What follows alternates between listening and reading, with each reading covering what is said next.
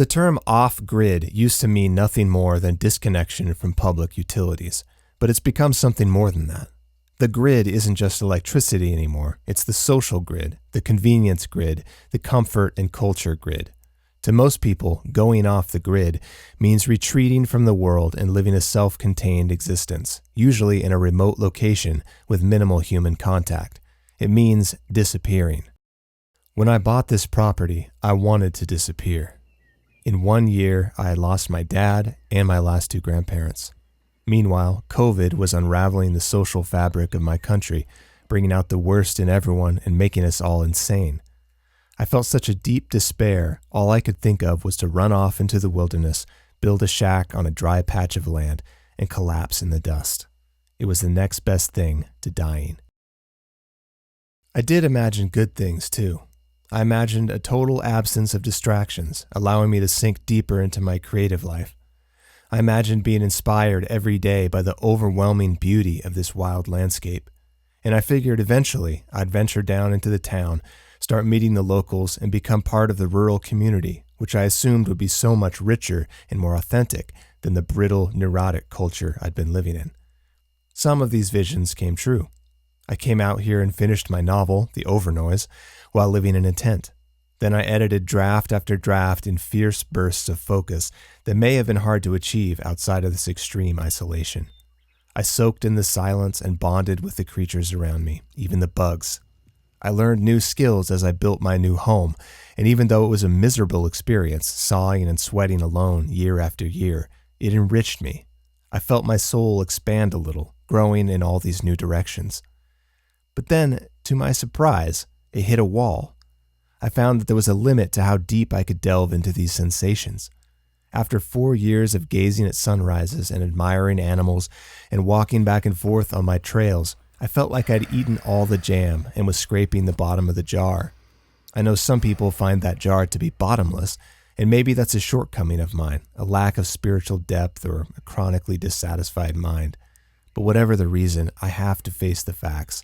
I'm bored. Not just bored, but uninspired.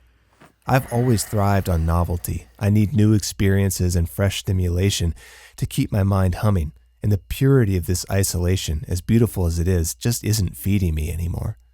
This life has started to feel like a painting on the wall, beautiful to look at, but static.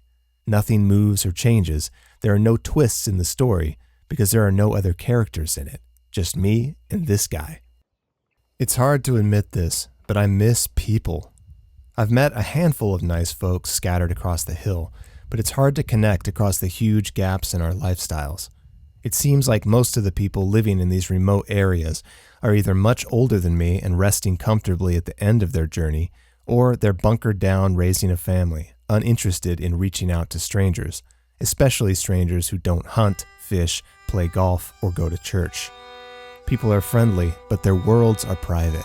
There is no town square, no third places where locals mingle. Those all seem to be shutting down or converting to drive-thrus as America continues its march away from village life and into isolationism.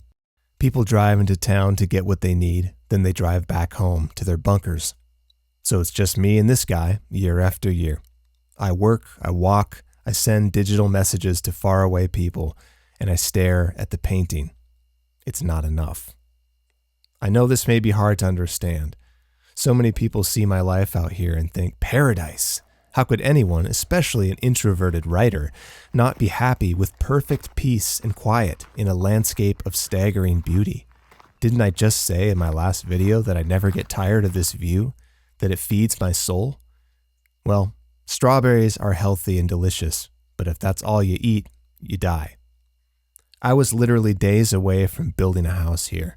I had plans designed and permitted. I had a builder ready to break ground. Then it hit me like a slap in the face. There's no future for me here. I can't spend the rest of my life alone in a pretty diorama where nothing can ever happen. I need to live in the flow of human energy. I'm still a social camel who only needs a few sips to survive, but I need to be closer to that river, to be able to hear it rushing and know it's a short walk away whenever I need a drink.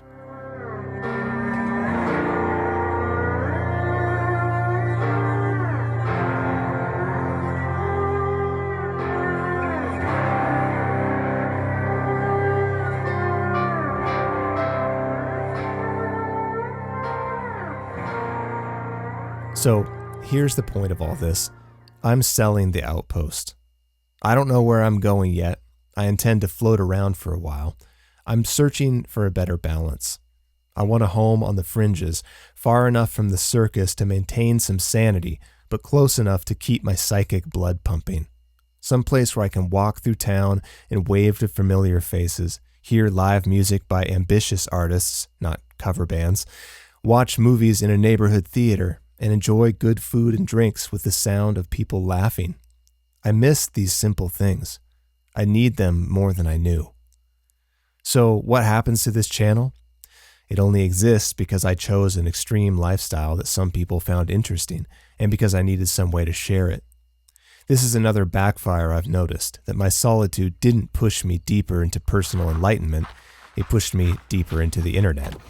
With no one to share life with in reality, I turned to sharing it online, spending more time than ever in virtual communities to cover for my lack of a real one. And I think this is a common side effect. There's a whole world of off-grid influencers sharing every little moment of their simple country lives, people fleeing from society only to reach out to it again through the internet, like sun-starved houseplants straining toward the window. I want to be clear, none of this is an attack on rural life itself. If I'd wanted big views on this video, I would have used a clickbait title like The Shocking Truth About Living Off-Grid and generalized about all the reasons it's not the paradise you imagine. But everyone's experience will be different. For someone in the right stage of life, it might be paradise. This is entirely about my own experience, what I learned from it, and why I'm moving on. I know some of you will be disappointed. You found inspiration in what I was attempting out here, and abandoning this eccentric quest for a return to normal life is a bit of an anticlimax. I'll understand if most of you drop off. I don't even know if I'll continue the channel, since there won't be much to share if I end up just renting a house in a small town somewhere. Maybe the new life will bring new adventures and the channel will become something else, or maybe this is goodbye. Wherever I end up, I want to say thank you all for being my digital friends on this journey. I don't believe virtual community can ever fully replace the feeling of sharing air and sunlight in the 3D world of the senses, but it still has meaning. It helped hold me together while I was rebuilding myself.